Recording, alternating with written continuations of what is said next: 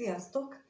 Megnézzük, mi a helyzet a 3-as kapcsolatban lévőkkel, mit lehet tudni az ő helyzetükről, a pillanatnyi állásról, abban a kapcsolatban, ahol együtt élik a mindennapjaikat, ott, ahol nem együtt élnek, de van közöttük energetikai kapcsolódás, és a középső személy az a személy, aki ebben is, meg abban a kapcsolatban is részt vesz, tehát ő az, aki két irányban is érdekelt, és így jön össze a 3 ember, hogy 3-as kapcsolat, tehát ő, az együtt élő társ, a középső személy és a harmadik fél, a harmadik személy. Úgyhogy lássunk is hozzá, mit lehet tudni. Első kérdésként, mit lehet tudni arról a kapcsolatról, ahol együtt élnek a felek, együtt él a középső személy a társával. Milyen az a kapcsolat? Mit lehet róla tudni? Mi van ott most abban a kapcsolódásban? Hogyan élik ők meg azt a kapcsolatot? Lássuk, hogyan élik meg azt a kapcsolatot.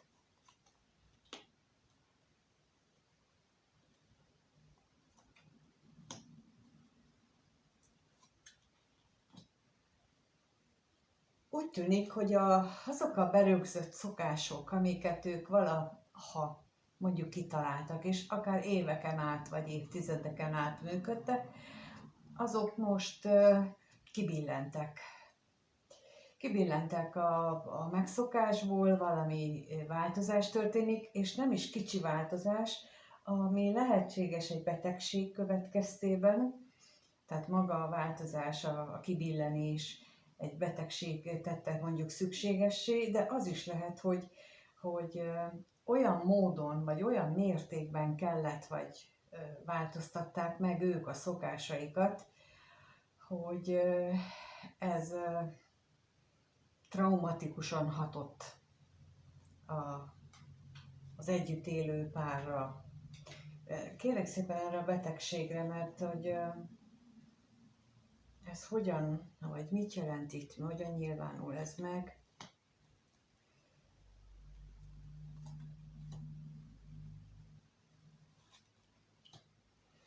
Elképzelhető, hogy itt, akinek itt van az energiája, náluk ezt a szükség, tehát a változás szükségességét az anyagiaknak a változása idézte elő, és azért kellett meghozni ezt a változást, és ilyen kényszerűségből, így akartam mondani, tehát, hogy nem önszántukból változtattak, hanem például valakinek lett 3 műszakja, és akkor éjszakai műszakba kell menni, ezért az egész korábbi rítusuk, a család élete az felborult azzal, hogy az egyik, vagy másik, vagy mindkettő elkezdett olyan beosztásban, időbeosztás szerint járni dolgozni, hogy teljesen összeomlott, és ezt mondjuk nagyon nehezen viselik, de viszont szükségük van a jövedelemre, és akkor ezért muszáj megtenni. Tehát ilyenre gondolok. Nézzük a halált, hogy itt mit jelent ebben a halál.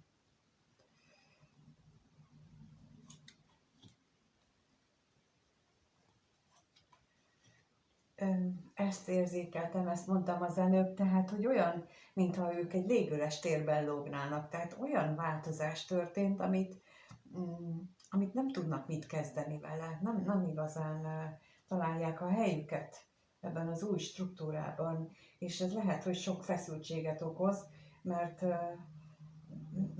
nem találják a helyüket. Na nézzük akkor a bírót.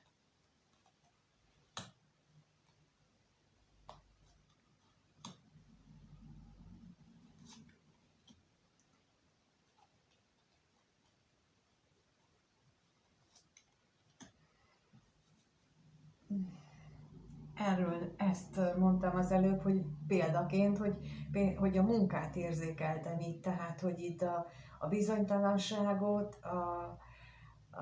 tehát itt az anyagiakban történt változás hozta létre ezt a szükségszerűséget, és itt megint az jön, hogy a bizonytalanság eredete illetve a változtatás eredete az a munkából eredt, és sok olyan kellemes, régi kellemes szokást kellett megváltoztatni, ami hát ilyen rossz állapotokat idéz elő náluk. Tehát ilyesmire is gondolhatok, hogy itt én korábban járhatott valaki 8-tól 4-ig dolgozni, és akkor most már úgy kell neki menni, hogy reggel 6-tól, és akkor délután, vagy sokáig, vagy este későn tud hazajönni. Vagy szóval számtalan ilyen dolog lehetséges, hogy úgy változott meg mondjuk a munkarendje, munkaideje, a munka mennyisége, hogy kénytelen volt, vagy kénytelen volt plusz munkát elvállalni, és akkor ezért már nem 8 órát dolgozik, hanem 12-t, vagy még többet, és akkor így kevesebb jut otthonra, energia, idő, fáradt lesz, ideges lesz. Hát persze, hogy ilyenkor könnyen kirobban a feszültségből adódóan a veszekedés. Hát valami ilyesmit látok itt, hogy itt az otthoni szokások, a házban meglévő szokások borultak fel. Összeszedem, mert hiába rakom oda félre, úgyse látjátok ti se, meg én se. De megnézzük akkor a másik kapcsolat, hogyan áll, mit lehet tudni erről a másik kapcsolatról. Milyen ez a másik kapcsolat jelenleg, mi a fő energia abban a kapcsolódásban.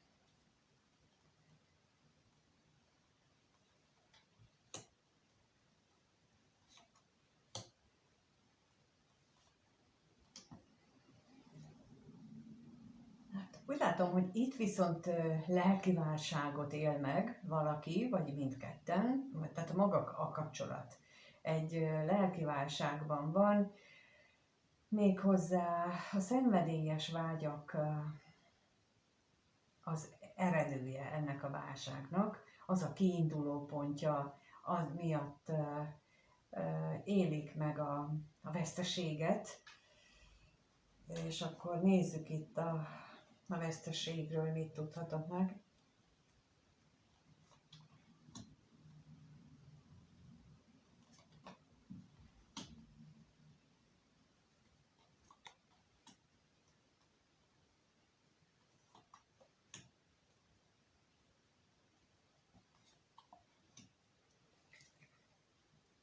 Elképzelhető, hogy itt bejátszik ebbe a kapcsolatba a másik kapcsolatnál jelzett pénzügyi változás, tehát a pénzügyi, az anyagiaknak a kedvezőtlen alakulása erre a kapcsolatra is rányomja a bélyegét.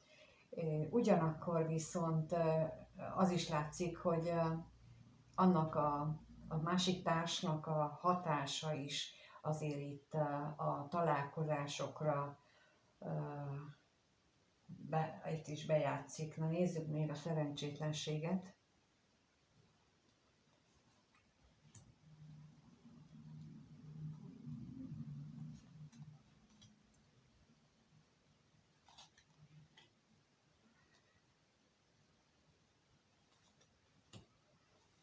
Elképzelhető, hogy itt annak a gyakorisága, a valószínűsége csökkent le nagyon, illetve szűnt meg, hogy így spontán találkoztak, vagy ilyen hirtelen adódott rá alkalom, és ennek az esélye szűnt meg azzal, hogy a másik kapcsolatban ilyen minden összeborult és jelenleg kiszámíthatatlan és szinte már kaotikus állapotok is lehetnek, hogy az átalakulás, vagy nem átalakulás, hanem átváltozás, az átkeretezés időszakában, tehát ami kialakul az új szokásrend, az új rendszer, abban az időszakban lehetőségek nincsenek arra, hogy csak úgy hirtelen úgy döntünk, hogy jaj, van egy fél órám, vagy egy órám, vagy 2 órám, egy fél napom, és akkor találkozunk ezzel a harmadik személlyel. Miközben itt látható, hogy a középső személy magában éli meg az érzéseit. Tehát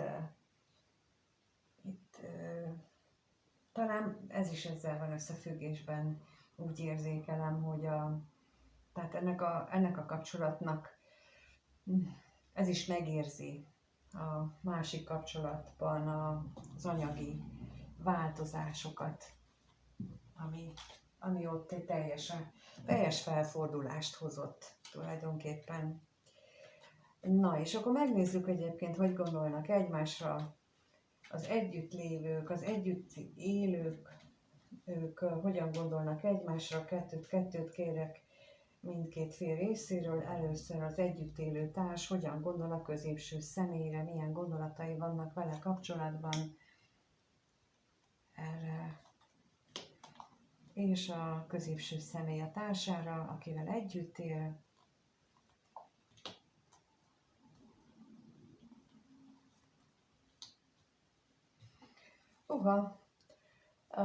Az egyik számon kéri az ígéreteit, és hogy nem tartja be, a másik viszont, hát mondjuk úgy, hogy hazugsággal, lelki megtévesztéssel vádolja meg a társát.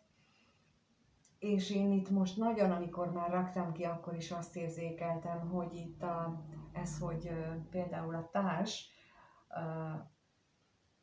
azt mondja a középső személynek, hogy nem ezt ígérted nekem, meg hogy nem így volt, ez kifejezetten arra érzek belőle utalást, hogy itt, amit az előbb láttunk, hogy ott anyagi nehézségek adottak.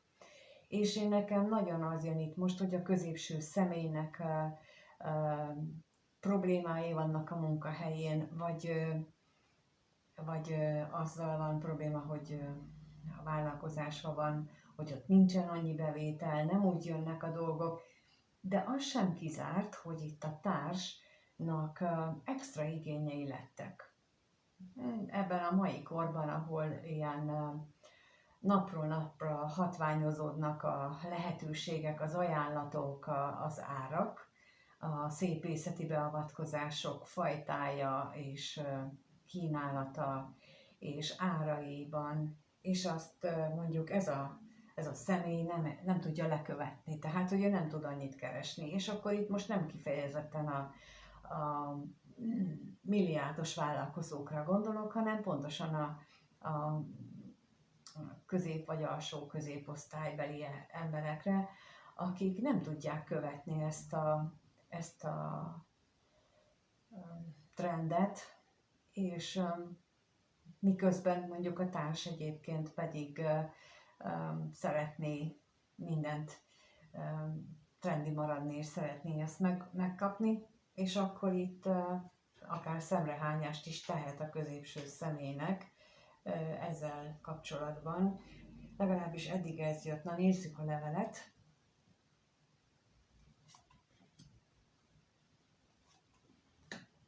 És a veszteségre is kérek.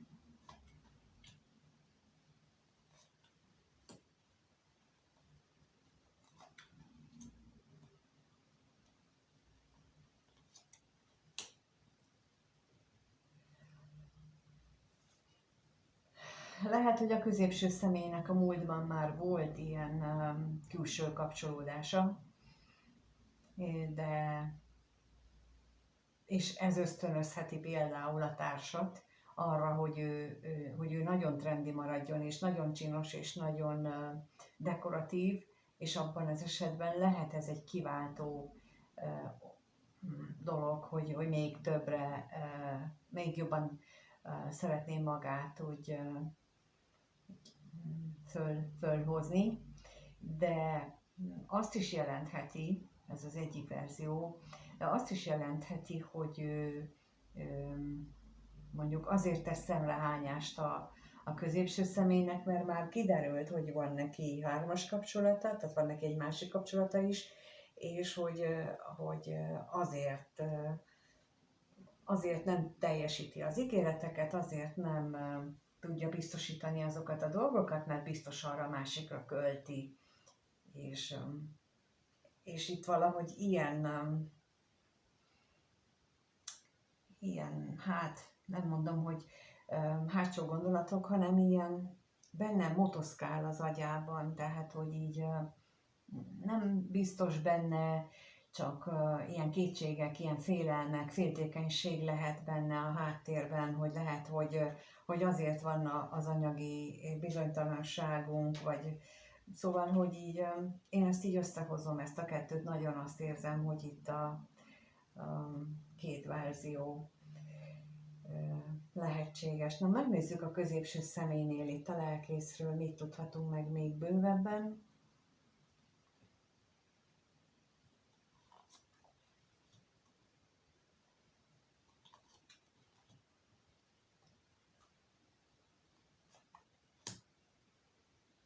És a hamisságra is kérek.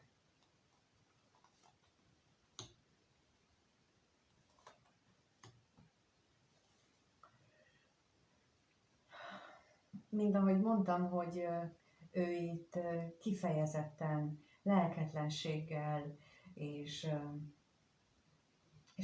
olyat érez, vagy gondol róla, hogy a társa az nincs tekintettel ő rá, tehát így az ő lelki világára becsapja, átveri így lelki szinten, és úgy érzékeli, hogy már jó ideje nincsen meg közöttük a lelki kapcsolódás, hanem úgy lelki kiüresedés van közöttük, vagy a másiknál, tehát a társánál. És közben pedig az érzelmek is már kihunytak, és csak a megszokás tartotta őket együtt, vagy tartja őket együtt, és ezt legalábbis a középső személy ezt gondolja a társával kapcsolatosan. Persze, hogyha ott van az, hogy a vádaskodás, hogy az anyagi miatt, akkor ezzel nem is lehet csodálkozni, hogy ilyet láthatunk. Na, megnézzük akkor, hogy mit gondol egymásról az a két személy, aki nem együtt élő kapcsolatban van, tehát a harmadik személy és a középső. Kettőt kérek. Először a középső, hogy vélekedik a harmadik félről, mit gondol a harmadik személyről, és mit gondol a harmadik fél a középső személyről.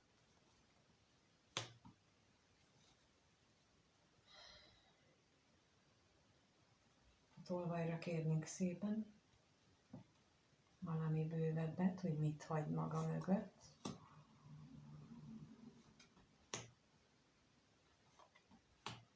És a vitára, a bosszúságra.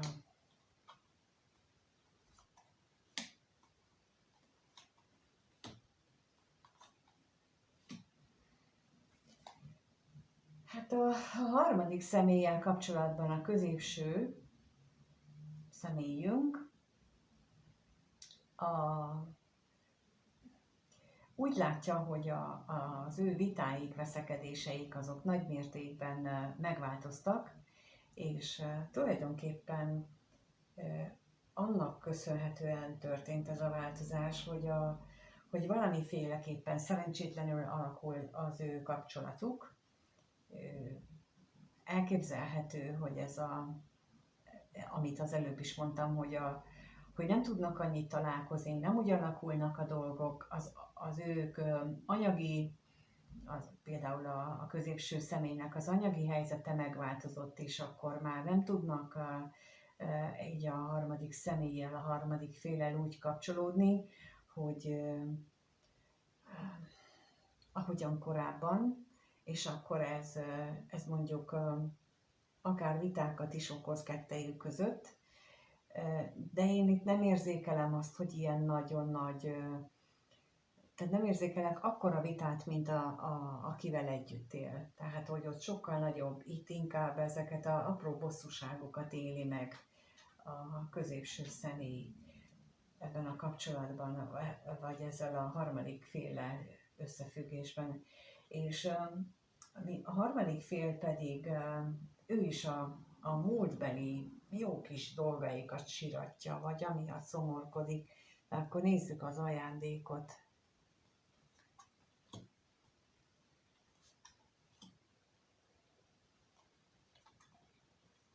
És a szomorúságot.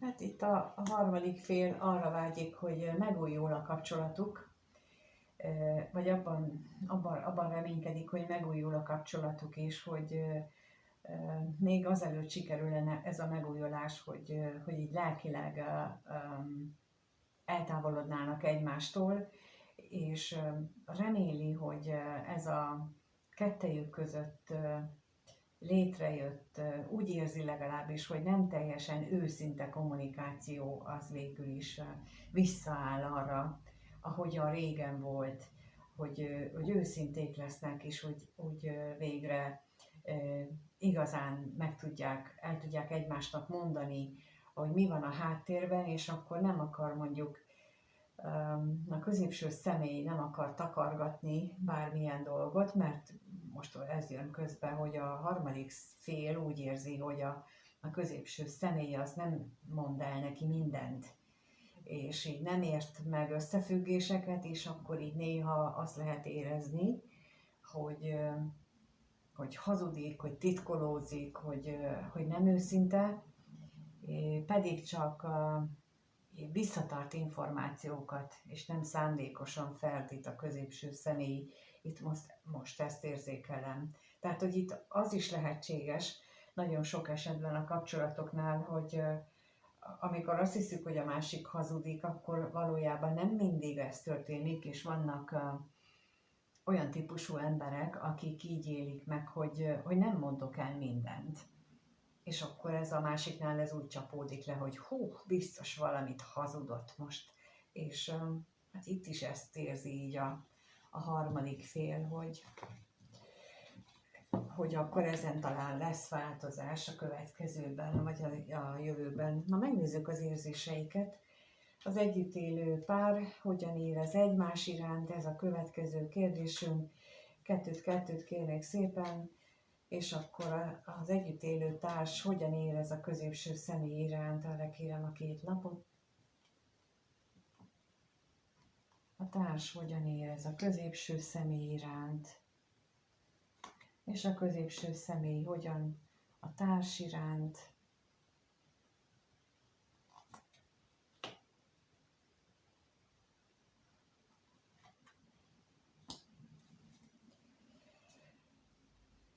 Hát a múltban jobb volt, érzi a társ. A múltban legalább valami szép dolgok voltak, most meg nincs semmi, de pénz sincsen, ezt is jelentheti. Nézzük akkor a kevés pénzt. Tehát itt az érzéseinél utalhat az anyagiak hiányára is. És az ajándékra is kérek.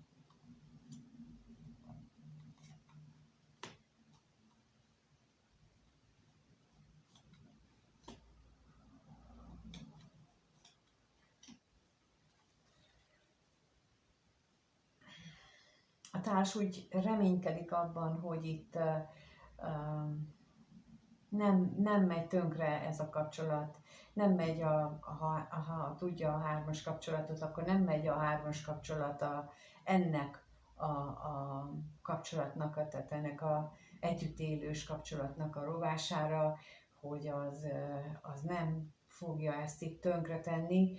Ugyanakkor viszont látszik, hogy itt a munkával és az eltávolodással vannak neki érzelmileg problémái, és már úgy értve problémái, hogy ő olyan, mintha távolodna el ebből a kapcsolatból, és ez nagyon érdekes, tehát, hogy érzelmileg, vagyis úgy érzi, hogy itt esélye van annak, hogy a félelmek, a féltékenység az eluralkodik rajta, de reménykedik is benne, hogy mégsem így lesz. És eközben a középső személy pedig azon gondolkodik, hogy valami őrült nagy változás történt itt a kettejük között, illetve a társában. De akkor mi ez a nagy változás? Akkor én halálra kérnék szépen először, hogy mi ez a nagy változás?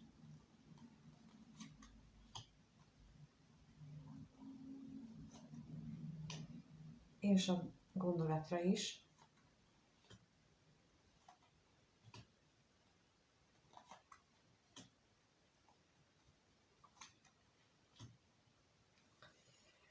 Hát akármennyire nem akarunk róla tudomást venni, ha nekünk valakivel, akivel együtt élünk, azzal nincsen dolgunk, illetve nem rosszul mondom, meg van dolgunk, mindig van dolgunk, de már rég meg kellett volna oldanunk azt a problémát, ehelyett mondjuk évtizedeken keresztül állandóan csak szőnyeg alá söpörtük, állandóan azt mondtuk, hogy emiatt, amiatt, ami miatt, amaz miatt nem foglalkozunk vele. Egyszer csak 55 éves korban, legkésőbb beindulnak azok az energiák, amik már nem hagyják tovább elodázni ezeket. És itt is egy ilyen típusú nagy változás zajlik éppen, én úgy látom a középső szemében, de nem vagyok benne biztos, hogy a társában nem, csak ő még legfeljebb nem ennyire erősen érzi. Tehát, hogy itt mind a ketten, és az nem kell kor, tehát ez az 55 év, amit mondtam, ez a legkésőbbi időpont, de az már olyan 40-45 között elkezdi tolni az embert, hogy ezek az energiák, hogy tessék megoldani, nem azért kerültetek össze, tehát akik nem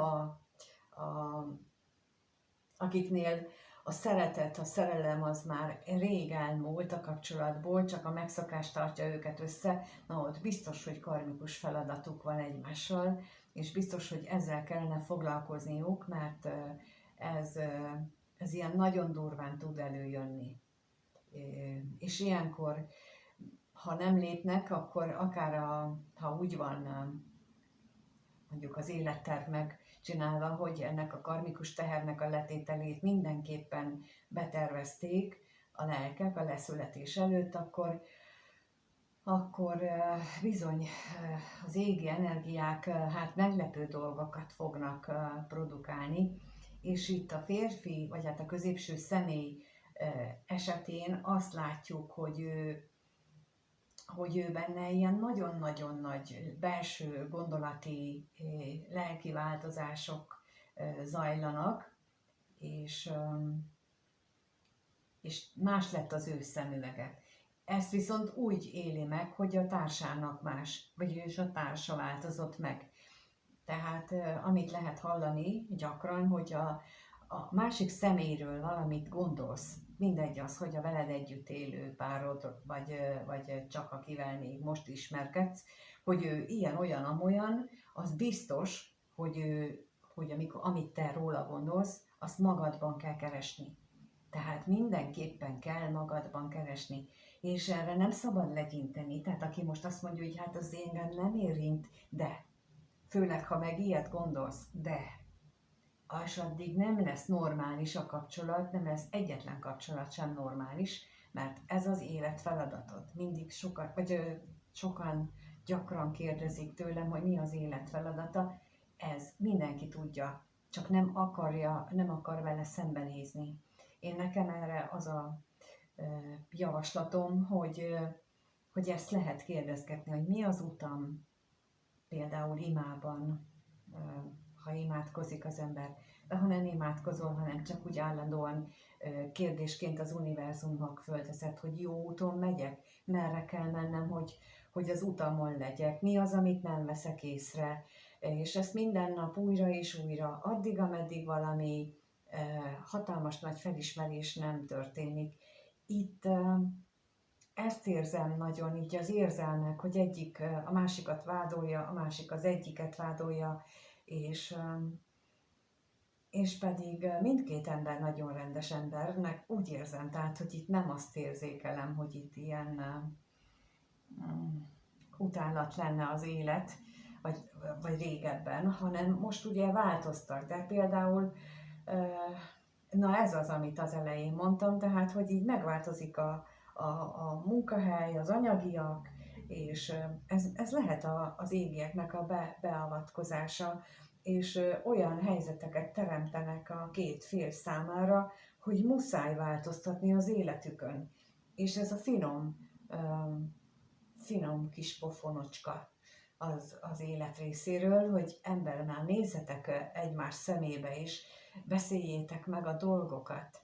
Tehát így itt ez történik, és itt érzelmileg itt ki is jönnek, hogy így mind a ketten a másikat próbálják, a másikra próbálják kenni a felelősséget, és nem egyik sem akar felelősséget vállalni azért, hogy akkor én odaállok, és akkor elmondom, hogy figyelj, én ezt látom, és meg akarom fejteni, hogy miért ezt látom, és te meg mondd meg. És akkor ne veszekedjünk, csak beszéljük meg ilyen módon, hogy hogyan lehet megoldani, mert mondjuk én nem akarok elválni. De ha te el akarsz válni, akkor azt is beszéljük meg. Szóval, hogy így itt most ennél az érzéseknél nagyon ez jött, hogy itt ezért van például az anyagi problémák is a háttérben, vagyis hogy a háttérben lévő dolgokról kellene szót ejteni, és kifacsart, szokatlan élethelyzetbe hoz az élet ilyenkor párokat és egész családokat is, hogyha nem hajlandók önként tenni. Szóval itt aki egy picit is magára ismert, annak javaslom, hogy ezen így gondolkodjon el, mert itt nagyon-nagyon fontos jelzés ez az élet részéről, amikor egy családnak az anyagi helyzete megváltozik, bármi munkahely, hirtelen, tehát hogyha valami így hirtelen rosszabbra fordul, az biztos, hogy egy olyan beavatkozás, ami arra utal, hogy itt valamit nem vesznek észre.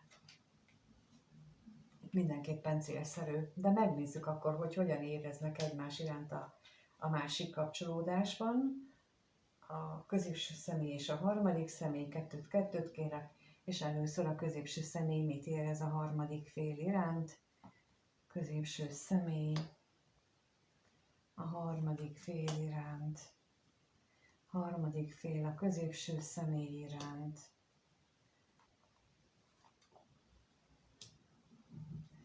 Hát a középső személy újra és újra rátörő vágyat érez itt a harmadik fél iránt, és akkor erre most kérnék szépen a vágyra.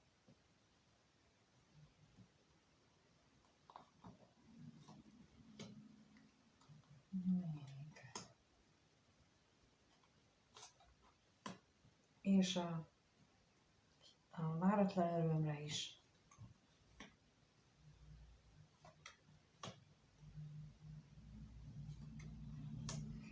Ahogy láttuk az elején, kijött az, hogy itt is változott a kapcsolat, de amiatt, hogy a másik kapcsolatban, az együttélésnél ott jelentős változások történtek, és itt a középső személy részéről ott van az a nagyon nagy vágy benne, de ott van a félelmek is, és itt megint ami az előbb kijött, hogy itt nehogy véletlenül vége szakadjon, vagy lehet, hogy már ezek a távolság, tehát ez a távolmaradás, ez a kis események elmaradása, az már egyfajta eltávolodási érzés kelt benne, de ezt ő nem szeretné. Nem érzi tőle jól magát, bizonytalanná teszi, hogy most akkor mi ez a kapcsolat. Ugyanakkor pedig ott van ez a mérhetetlen vágy is benne. És a harmadik fél részéről pedig azt látjuk, hogy ő meg nem tudja, hogy most akkor mi legyen itt azokkal a dolgokkal, amiket ők megbeszéltek, és akkor kevés pénzre kérek.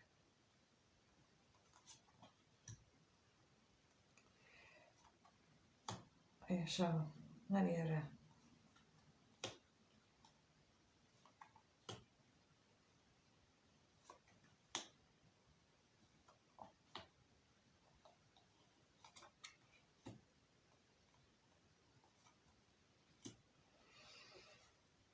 Hát itt mi legyen, amit megbeszéltek? Hát azt beszélték meg valószínűleg, hogy hogyan tudnak ők közösen együtt élni, az érzelmeiket is meg tudták tárgyalni, tehát hogy itt voltak úgy látszik közös tervek már, konkrét tervek, vagy körvonalazódó tervek, és itt azért fölhívom a figyelmet arra, hogyha nem a középső személy mondta ki konkrétan a terveket, így, hogy akkor figyelj, ekkor meg akkor azt fogjuk csinálni, hanem csak ilyen ábrándozás jelleggel mondta el, hogy ő miről ábrándozik a harmadik féllel, akkor azt szimplán ábrándozásnak vegyük. Nagyon sokan jönnek ide egyénit kérni, és amikor mondom, hogy ez csak egy ábránd volt a részéről, amikor elmondta, hogy mit tervez, akkor ez nagy csalódást tud okozni, és erre szeretném felhívni a figyelmet, hogy nem azért, mert ő szándékosan rosszat akar, hanem úgy az érzelmek heve magával ragadja, és elkezd ilyenkor ábrándozni, akárkivel előfordulhat, tehát nem csak egy hármas kapcsolatban, hanem egy sima, szimpla kapcsolatban is lehetséges, és erre nagyon gyakran a női fél, de bárki más is úgy érezheti, hogy akkor ez már egyfajta ígéret, meg tervezés, de az csak ábránd. És ilyenkor mindig rá kell kérdezni, hogy akkor ezt most konkrét tervnek vegyem, vagy ezt csak ilyen ábrándozunk most egy kicsit, és akkor megengedjük magunknak, hogy ábrándozzunk, és így mondjuk így ki lehet ugrasztani a nyulat a bokorból, tehát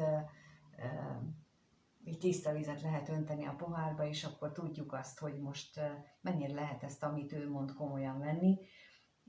Ezt én javaslom, hogy időről időre megtenni, mert itt az látszik, hogy ő úgy gondolja, itt a harmadik fél, a harmadik személy, hogy akkor az ő terveik, azok, amik a közös együttélős kapcsolatra vonatkoznak, azok hát veszélyben vannak, és itt, amiről a múltban beszéltek, és akkor itt a gondolatok, illetve a dolgok nagy változása ez az egészet veszélybe sorolja. Miközben én eddig nem láttam azt, és azért mondtam el az előbbit, nem láttam azt, hogy a középső személy ilyen mélységekben gondolkodott volna a harmadik féllel kapcsolatban. Az ellenkezőjét sem, de az sem, hogy a meglévő kapcsolatában ő egyáltalán vállásról gondolkodott volna. Tehát, hogy így, és ezért jutott eszembe, hogy mondjam itt, hogy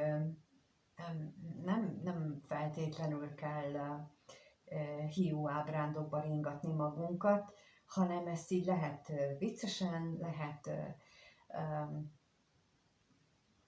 könnyedén rákérdezni, még mielőtt ilyen nagy sebeket szerzünk, vagy ha már ezt mi beleéltük magunkat, akkor is jobb minél előbb tiszta vizet önteni a pohárba, és ezt magunkban feldolgozni, vagy előre felkészülni, hogy mi van akkor, ha ez csak ábránd volt a részéről, és ő nem ígért nekem semmit. Ez nagyon nehéz tudomásul venni, de ahogy az előbb mondtam az együttélő kapcsolatnál, hogy ő nekik ott feladatuk és dolgok van egymással, ugyanígy ennek a kapcsolatban, ennek a párnak is dolga van egymással. Pontosan ezt, hogy az önérzetet tanítsa a harmadik félnek, és a középső személy pedig a felelősségvállalásra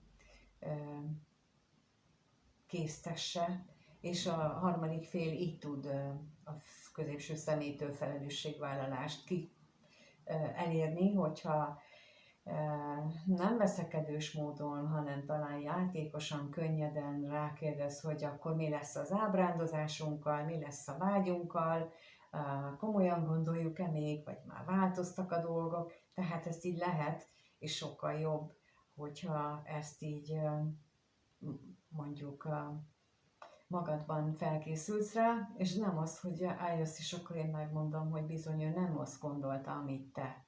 Ez így nagyon szívesen látlak, csak nagyon fájdalmas szokott lenni egy számomra is, amikor érzékelem, hogy micsoda sírógörcsök vannak a másik félben, megérzem a gyomortáján az összeugró gyomrot, mert hogy ugyanúgy érzem, mint ti, és ez így nem annyira kellemes, úgyhogy ezért egy tipp, de simán jöhettek, megnézzük, hogy a tietek ilyen-e. Szívesen, csak azt tapasztalom, hogy itt ez alapján is az látszik, hogy előfordulnak ilyenek sajnos. No, és akkor megnézzük, hogy hogyan alakulnak a kapcsolatok. Először azt a kapcsolatot, amelyikben együtt élnek a felek, az ő kapcsolatuk hogyan alakul a következő 1-2 hetes időszakban, mert hogy nem tudom, mikor csinálok ilyen videót újra, de hogy addig. Hogyan alakul a következő, vagyis a kapcsolat erre a következő időszakban.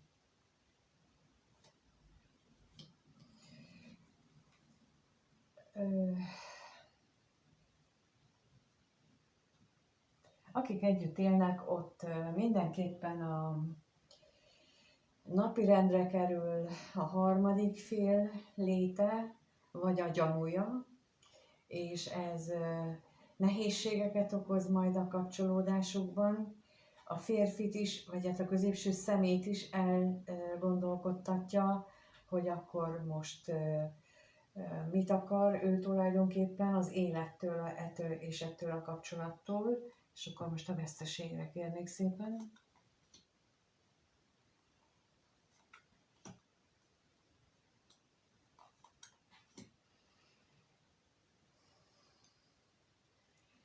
Mert ennek az egésznek a mozgatórugója az a szokás, az otthoni ritmusnak a megváltozása, amit a legelső kérdésnél kaptunk. Tehát, hogy ott valamilyen objektív vagy külső tényező hatására kellett változtatni, és mint mondtam, ez leginkább külső tényező az égiek, hogy itt valamivel dolgozni kellene.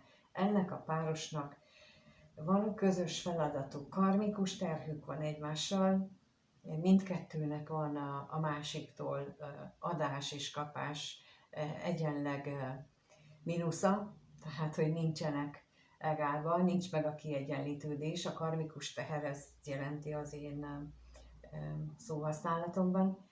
Szóval nekik ezen dolgozni kellene, és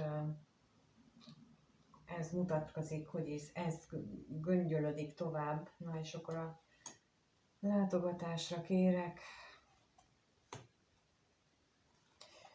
Érdekes mód azt érzékelem itt most, hogy mind a ketten, már mint a társ is, meg a középső személy is azon aggódik, hogy mi lesz a másik kapcsolódással. Mind a ketten ezen. Tehát, hogy ha a társ tud róla, hogy van, akkor azért, ha nem tud róla, akkor mi van, ha tulajdonképpen nem is azért változtak meg az ő szokásaik, hogy itten munkaváltozás, vagy anyagi változás, vagy bármi, hanem hogy valaki bejött harmadik félként. Tehát, hogy itt a féltékenységnek az árnya, a zöld szemű szörny, az kezdik növekedni ebben a kapcsolatban, és annak a megbedegítő hatása mutatkozik, aminek az alapja a hamisság, az őszintétlenség, az, hogy nincs meg a két ember között az a nyílt kommunikáció, hogy én bátran megmerem mondani, már akkor összeveszünk. Na, bum. Akkor majd ki is lehet békülni. Na de megnézzük a gondolatot, hogy mit gondol meg ez az ember, aki lehet persze a társa is, de valami gondolkodás itt van, hogy hogyan lehet itt megújítani a kommunikációt. Na hát valamelyik lehet, hogy nézi ezt a videót, valamelyik fél, és akkor ő ezen kezd el gondolkodni, hogy milyen akadályok, hát a pénzügyi akadályok azok, amik nehezítik ezt az egészet, úgy megint csak ez jött ki, és megmarad ez továbbra is, úgyhogy attól függetlenül, hogy megmaradnak ezek a nagy problémák, a kicsikben lehet lépéseket tenni, lehet ezen elgondolkodni, lehet elhatározásra jutni, és akkor kigondolni, hogy akkor mikor, hogyan és mit lépek, és minden lépés jobb, mint a semmittevés, mint hogy várom, hogy mi legyen, még akkor is, hogyha vita vagy veszekedés lesz belőle, mert arra is ki lehet dolgozni, hogy akkor mit csinálok, hogyha ebből veszekedés lesz, akkor kiátrálok belőle, kész. Tehát, hogy így akkor mondom, hogy akkor én itt most befejeztem és elmentem, kimenni a házból, tehát lehet más bármit kitalálni, de itt mindenképpen az lenne a célszerű. Na, megnézzük akkor a másik kapcsolat, hogyan alakul a következő 1-2 hétben. Azt nézzük meg, hogy ebben a középső személy és a harmadik fél közötti kapcsolat hogyan alakul a következő 1-2 hetes időszakban, mit tudhatunk meg erről. Ez itt a kérdés most, hogy az hogyan alakul.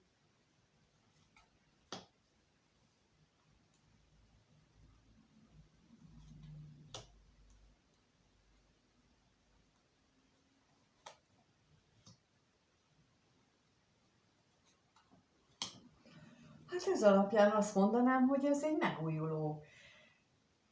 megújuló kapcsolat lesz. Tehát, hogy itt stabilizálódnak az érzelmek, egy új szakasz indulhat, ahol új szokásokat alakíthatnak ki.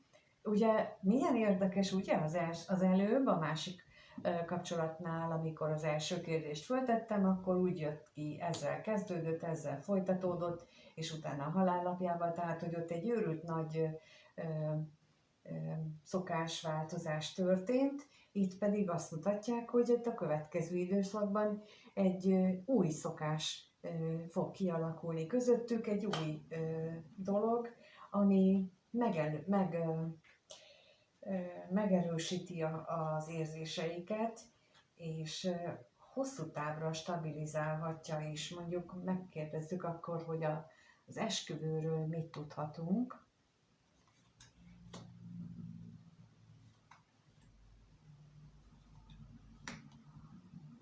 Ami persze lehetséges valamiféle másikfajta szerződés is, nem csak esküvő, tehát nem csak érzelmi elköteleződés, hanem például ők, ha együtt dolgoznak, akkor a munka révén tudják az érzéseiket is stabilizálni, vagy egy új szokásrendszert kialakítani, vagy hogy eddig mondjuk nem dolgoztak együtt, és akkor most elkezdenek együtt dolgozni valami közös projekten, vagy úgy kerülnek egy munkahelyre, és akkor ennek hatására nem mondom, hogy zökkenőmentesen, de minden esetre úgy tűnik, hogy a kutyával, a hűség lapjával újra megerősítve, hogy itt valami hosszabb távon is működő dologra lehet számítani. Mondom, nem teljesen simán, de azért mégis. És itt a gyermekre kérnek szépen, hogy mi ez a megújulás.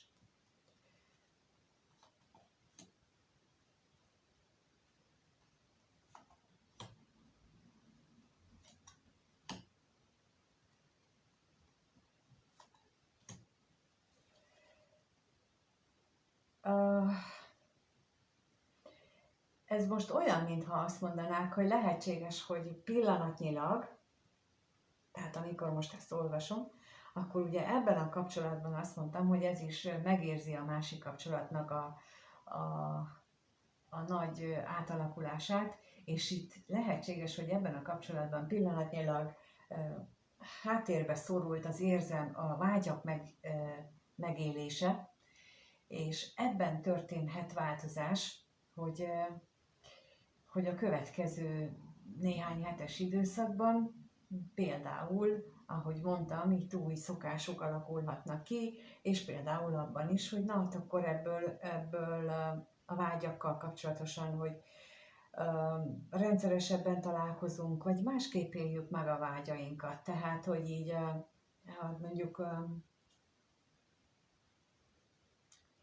mondjuk azzal, hogy együtt vannak, így napi szinten, vagy a munkakapcsolat szintjén, akkor a vágyaikat, a testi vágyakat azt mondjuk átalakítják valami mássá, valami elfogadhatóbbá, de minden esetre, hogy ebből valami olyan jobbat tudnak létrehozni. Tehát az egész amit itt mutatnak a lapok, az egy nagyon pozitív fordulat, nagyon, nagyon szép változás várható itt, még akkor is, hogyha ez nem csont nélküli, tehát hogy nem minden probléma nélküli átalakulás vagy változás lesz, de itt de szépen tud alakulni. Hát kívánom, hogy a másik is, tehát aki elkötelezett oldalon van, ott is tudjanak hasonló dolgok történni, mert nincs kizárva, és ez nem zárja ki a másikat sem, mert, mint mondtam, mindegyik kapcsolatban megvan minden szereplőnek a maga feladata, a karmikus terhe, és lehet, hogy itt például pontosan ezt kell a középső személynek is megtanulnia, hogy hogyan vállaljon felelősséget, ugye az előbb erről beszéltem, és lehet, hogy ez a harmadik fél az, aki őt képes erre megtanítani. Mert hogy akár az is lehetett, hogy az együtt élő társnak lett volna ez a dolga, csak hogy ő nem sikerült neki, legalábbis nem úgy, ahogy az terve volt, és akkor ilyenkor van megírva egy vészforgatókönyvként, hogy akkor jön egy harmadik fél, aki majd őt megtanítja. Tehát azért ilyenekben mindenbe bele lehet gondolni, hogy azért jön az életünkbe egy ilyen, rengeteg ilyen különböző karmikus terhek vannak, és erre nagyon sokféle variációs megoldás. Ha ilyenben vagy, akkor keres nyugodtan, megnézzük a te esetedben, hogy mit lehet tudni róla a ti esetetekben, de bármilyen más kérdéssel is jöhettek hozzám. Köszönöm, hogy itt vagytok és megnézitek a videót. Köszönöm, ha hype-oljátok, mert mint ahogy a másik videóban mondtam, hogy most kíváncsi vagyok arra, hogy mit csinál ezzel a YouTube algoritmusa, hogyha ezt az új eszközt használjuk. Ott a leírásban a felfelé mutató hüvelykúj fölött ki van írva, hogy hype.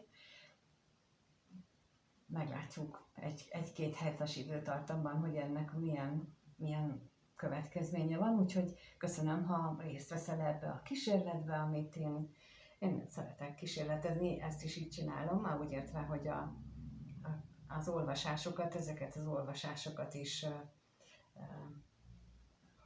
azért kezdtem ilyen különböző témákban csinálni, mert kísérletezni akartam, hogy akkor mit látok belőle.